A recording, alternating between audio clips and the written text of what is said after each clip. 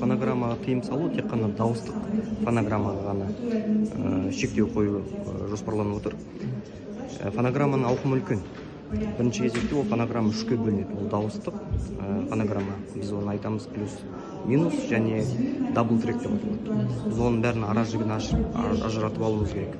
Көп жағдайда фонограмма дегенде елдер ойлайды, ол тек қана дауыстық, олай емес. Сол себепті біз мәжіліс депутаттарымен жұмыс топтарында пысықтау барысында тек қана дауыстық вокалдық фонограммаларға тыйым салуды қарастырдық. Бұл жерде тағы да бір айта кететін мәселе бар. Бұл мәдени бұқаралық шараларға ғана. 200-ден жоғарғы көрермендері қатысатын шараларда фонограммаға тыйым салынады. Сонымен қатар арнайы бейімделмеген орындар бар. Олар бізде көшелер, алаңдар, ипподром сияқты орындарда фонограммаға тыйым салынбайды. Бірақ міндетті түрде хабарлап айту ол міндеттелетін болады. Сондай-ақ телевизиялық жазбалар бар.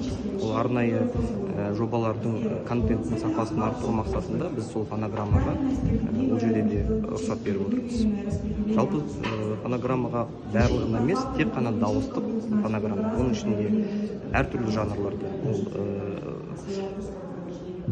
классикалық музыка болсын, болмаса эстрада әншілері болсын, ол барлығын қамтитын болады. Ал сенат сонда қандай өзгеріспен қазір қайтарып отыр? Сенат қазір жалпы мәжіліс депутаттарының ұсынған нормаларында сәйкестендірді. Жаңа редакция ұсынды. Жаңа редакция ол бірінші хабарламаға байланысты фонограммаға толықтырулар енгізілді. Және мәжілістің ұсынылған нормасына редакциялық ұсыныстар енгізді.